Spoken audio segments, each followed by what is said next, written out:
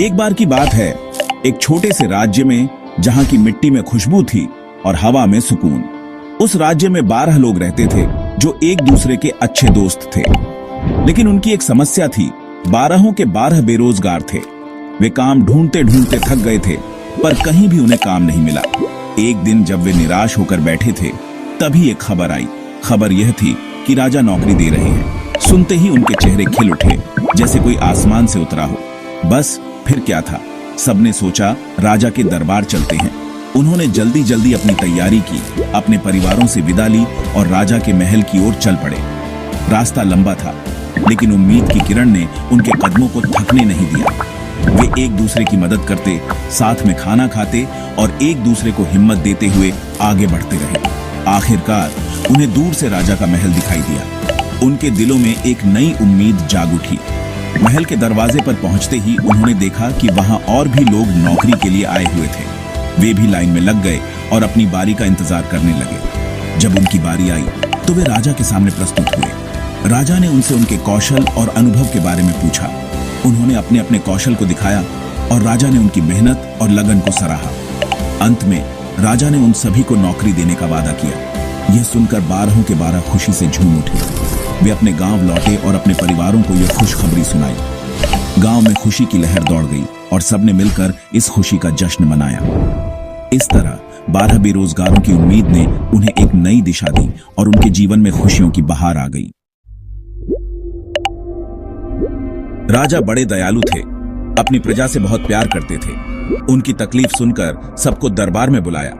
12 बेरोजगार राजा के सामने हाथ जोड़कर खड़े हो गए। बोले, महाराज, हमें नौकरी दे दो। राजा ध्यान से उनकी बात सुनते रहे। राजा बड़े समझदार थे। उन्हें पता था खाली मांगने से कुछ नहीं होगा। सोचा, इनका इम्तिहान लेते हैं। सबको एक एक चावल का दाना दिया। बोले, इसे 7 दिन संभाल कर रखो, 7वें दिन वापस आना। 12 बेरोजगार चावल का दाना लेकर चले गए। किसी ने उसे कपड़ों में बांध लिया, किसी ने डिब्बे में। एक तो ऐसा भी था जिसने उसे खा ही लिया। 7वें दिन सब दरबार में हाजिर हुए। दरबार में एक अजीब सी खामोशी थी। सभी लोग एक दूसरे की ओर देख रहे थे, मानो किसी बड़े रहस्य का खुलासा होने वाला हो। राजा के आदेश पर सभी दरबारियों को एक एक करके बुलाया गया। राजा ने सबसे पूछा, चावल का दाना कहां है? उसकी आवाज में एक गंभीरता थी जो सभी को महसूस हो रही थी। दरबार में सन्नाटा छा गया। सभी दरबारी एक दूसरे की ओर देखने लगे, जैसे कि वे उत्तर की तलाश कर रहे हों। किसी के पास कुछ नहीं था। सभी दरबारी खाली हाथ खड़े थे। उनके चेहरों पर चिंता और असमंजस साफ झलक रहा था। किसी को समझ नहीं आ रहा था कि राजा ने ऐसा सवाल क्यों पूछा। लेकिन तीसरे बंदे ने एक छोटा सा गमला लाया। वह गमला देखकर सभी दरबारी हैरान रह गए। गमले में एक नन्हा सा पौधा उग रहा था। वह व्यक्ति धीरे धीरे राजा के पास गया और गमला उनके सामने रख दिया। उसमें एक नन्हा सा पौधा था। पौधा हरा भरा और ताजगी से भरा हुआ था। सभी दरबारी उस पौधे को देखकर हैरान थे। राजा ने उस पौधे को ध्यान से देखा और मुस्कुराए। राजा खुश हो गए। पूछा, ये क्या है? उनकी आवाज में एक अलग ही खुशी थी। सभी दरबारी राजा की ओर देखने लगे, जैसे कि वे भी इस रहस्य का उत्तर जानना चाहते हो। तीसरे ने बताया, मैंने चावल बो दिया। उसकी आवाज में आत्मविश्वास था। उसने आगे कहा, मुझे लगा कि चावल का दाना बोने से कुछ नया उग सकता है, इसलिए मैंने इसे मिट्टी में डाल दिया और पानी दिया। अब ये पौधा बन गया है, उसने गर्व से कहा। राजा ने उसकी बात सुनी और उसकी समझदारी की तारीफ की। सभी दरबारी भी उसकी प्रशंसा करने लगे। राजा ने उसे इनाम देने का फैसला किया और कहा, तुम्हारी सोच और मेहनत ने तुम्हें सफलता दिलाई है। राजा ने उसे एक बड़ा इनाम दिया। सभी दरबारियों ने तालियां बजाईं और उसकी प्रशंसा की। वह व्यक्ति खुशी खुशी अपने इनाम के साथ घर लौट गया। उसकी सफलता की कहानी पूरे राज्य में फैल गई और सभी ने उसकी मेहनत और समझदारी की तारीफ की। इस घटना से सभी को यह सीख मिली कि मेहनत और समझदारी से ही सफलता मिलती है। राजा ने भी इस बात को समझा और अपने राज्य में मेहनती और समझदार लोगों को प्रोत्साहित करने का फैसला किया। इस तरह एक छोटे से पौधे ने सभी को एक बड़ी सीख दी। राजा उसकी अक्ल देखकर बहुत खुश हुए। उसे नौकरी दे दी। बाकी 11 को खाली हाथ लौटना पड़ा। राजा ने सबको समझाया, जिंदगी में मौके मिलते रहते हैं, पर उनका सही इस्तेमाल करना चाहिए। तीसरे बंदे ने मौके को पहचाना। उसने चावल के दाने को बस यूं ही नहीं रखा, उसने उसे बो दिया, मेहनत की और फल पाया। यह कहानी हमें सिखाती है कि कोई भी मौका छोटा नहीं होता, उसे पहचानो और उसका सही इस्तेमाल करो।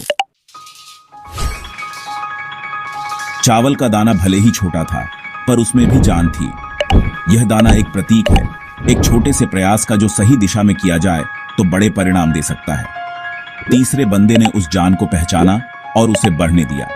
उसने अपने परिश्रम और समर्पण से उस छोटे से दाने को एक विशाल फसल में बदल दिया, इसलिए उसे कामयाबी मिली। यह हमें सिखाता है कि सही दृष्टिकोण और मेहनत से हम किसी भी छोटे से प्रयास को बड़ी सफलता में बदल सकते हैं। ये कहानी हमें ये भी सिखाती है कि मेहनत कभी बेकार नहीं जाती। चाहे हम किसी भी क्षेत्र में काम कर रहे हों, हमारी मेहनत और लगन हमें हमेशा आगे बढ़ाती है। हर एक व्यक्ति जो अपने काम में पूरी ईमानदारी और मेहनत से जुटा रहता है, वह अंततः सफलता प्राप्त करता है। यह सफलता केवल आर्थिक नहीं होती, बल्कि आत्मसंतोष और गर्व की भी होती है। जो मेहनत करता है वो जरूर कामयाब होता है। यह सफलता केवल व्यक्तिगत नहीं होती, बल्कि समाज और देश के विकास में भी योगदान देती है। मेहनत का फल मीठा होता है और यह हमें जीवन में आगे बढ़ने की प्रेरणा देता है। इसलिए हमें हमेशा मेहनत और समर्पण के साथ अपने लक्ष्यों की ओर बढ़ते रहना चाहिए। मेहनत का फल केवल व्यक्तिगत नहीं होता, बल्कि सामूहिक भी होता है। जब एक व्यक्ति मेहनत करता है तो उसका प्रभाव उसके परिवार, समाज और यहाँ तक कि पूरे देश पर भी पड़ता है। यह हमें एकजुटता और सहयोग की भावना सिखाता है।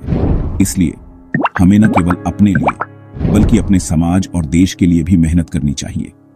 मेहनत का फल पीढ़ियों तक चलता है। जब हम मेहनत करते हैं तो हम अपने बच्चों और आने वाली पीढ़ियों के लिए एक मजबूत नींव तैयार करते हैं। ये उन्हें सिखाता है कि मेहनत और समर्पण से कुछ भी हासिल किया जा सकता है। इसलिए हमें अपने बच्चों को भी मेहनत और ईमानदारी का महत्व सिखाना चाहिए। मेहनत का फल हमें एकजुट करता है। जब हम सभी मिलकर मेहनत करते हैं तो हम एक मजबूत और समृद्ध समाज का निर्माण करते हैं। यह हमें सिखाता है कि विविधता में एकता है और हम सभी मिलकर किसी भी चुनौती का सामना कर सकते हैं। इसलिए हमें हमेशा एकजुट होकर मेहनत करनी चाहिए। ये कहानी बस कहानी नहीं है, ये हमारे जीवन की सच्चाई है। किस्मत हमारे हाथ में नहीं, पर कर्म जरूर है। हमें अपने कर्मों पर ध्यान देना चाहिए। अगर हम सही रास्ते पर मेहनत करेंगे तो जरूर कामयाब होंगे। याद रखना, कामयाबी का कोई शॉर्टकट नहीं होता।